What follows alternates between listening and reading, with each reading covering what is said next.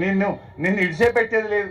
కానీ ఒకటి జాగ్రత్తగా ఆలోచించుకోండి, దేవుణ్ణే మోసం చేసిన ఈ మోసగాడు రేపు ప్రజల్ని మోసం చేయడా? దేవుణ్ణి మోసం చేయడానికే వెనుక ముందు కానోడు రేపు ప్రజల్ని మోసం చేస్తాడా, చేయడా? అందువల్ల ప్రజలుగా మనం ఆలోచించాలి.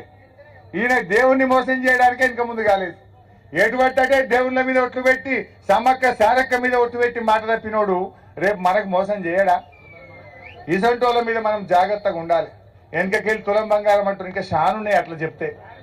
నేను ఇలా రైతులదని ఒక రైతుల ముచ్చట్నేమో ఎక్కువ మాట్లాడుతున్నా. ఇంకా అట్లా చెప్తే రేపు పొద్దుగాల దాకా చెప్పొచ్చు రేవంత్ మోసాలు, ఆయన పాపాలు, ఆయన మోసాలు ఇంత అంత కాదు, చాలా ఉన్నాయి విషయాలు. బట్ ఇప్పుడు మన లక్ష్యం రైతులకు రుణమాఫీ కావాలి, పైసలు కట్టిన వాళ్ళకి ఇవ్వాలి అందరికీ. ఇంకోటి పైసలు కట్టుకోవడానికే నాకు అర్థం కాదు. నువ్వు ఇతనైనా 2 లక్షలు బ్యాంకులు అయ్యాక నువ్వు మీది కట్టని ఇదే ఈ తొంపెందుకు అంటే? లేనోడు ఉంటాడు వాడు, అప్పు ఉట్టనోడు ఉంటాడు వాడు, వాళ్ళు ఆడికి పోవాలి అంటే రుణమాఫీ కోసం మళ్ళీ కొత్త అప్పులు చేయాలనా? మళ్ళీ 3 రూపాయల మెత్తికి తేవాలనా? అవునే, ఆ పైన ఎందుకు కట్టాలి అంటున్నా. నువ్వు ఇచ్చేదేదో 2 లక్షలు ఇచ్చి పారేయక 50 కట్టిండట, ఈయన 60 కట్టిండట. ఇప్పుడు 50 ఆడికెళ్ళి తెచ్చుంటాడు, 3 రూపాయల మెత్తికి ఊళ్ళో తెచ్చుంటాడు. సో అందువల్ల మేం ప్రభుత్వాన్ని డిమాండ్ చేసేది ఒక్కటే, ఈ కట్టుడు గిట్టుడు పెట్టకు, నువ్వు ఇస్తానన్న 2 లక్షలు సీదా బ్యాంకులలో వేయాలని చెప్పి కూడా బీఆర్ఎస్ పార్టీ డిమాండ్ చేస్తా ఉంది. అంటే ఈ కట్టుడు కథ ఏంటంటే ఎవరైనా కట్టనోడు ఉంటే ఎగబెడదామని, ఎగబెట్టే నీకు ఇది ఒక మోసం కుట్ర, ఏదో కారణం పెట్టి తక్కువ చేయాలని.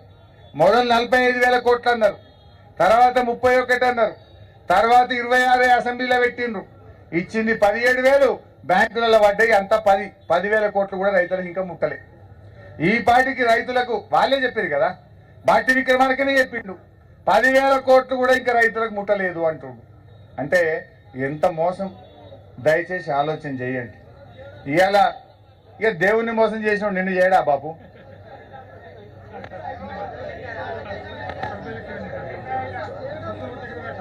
ఇక ఒక ఆయన కడియం సీఆర్ సార్ ఉంటాడు పక్కపొంట, ఆయనకు పోయిండు. రేవంత్ రెడ్డి అంటే రైతులకు బాగా చేసిండట, అందుకే ఆయన కాంగ్రెస్లో చేరిండట. బాగా చేసినాడే, ఏం చేసిండో చెప్పాలి శ్రీహరి గారు. రుణమాఫీ చేయనందుకు చేరినవా? రైతు బంధు ఎగబెట్టినందుకు చేరినవా? బోనస్ మోసం చేసినందుకు చేరినవా? ఏం చేసిండని చేరినవని నేను అడుగుతా ఉన్నా. ఇంత అన్యాయమా? బై ఎలక్షన్ వస్తుంది గ్యారంటీగా, మనం పాలకుర్తోళ్ళం అందరం పోయి పనిచేయాలి. ఆడ పోయి మళ్ళీ మనం ఆయన బుద్ధి చెప్పాలి, మన తాటికొండ రాజన్నని గెలిపియాలి. వస్తుంది ఎలక్షన్ తొందరగా, ఎక్కువ టైం ఏం పట్టదు. ఎప్పుడు వచ్చినా వాళ్ళకి బుద్ధి చెప్పాలి. మనమేందో అమ్మా దయాకర్ సార్ చేసినట్టు ఎవరు చేయకపోయి మీరు అయిపోతారు. ఇప్పుడు అర్థమైంది కదా,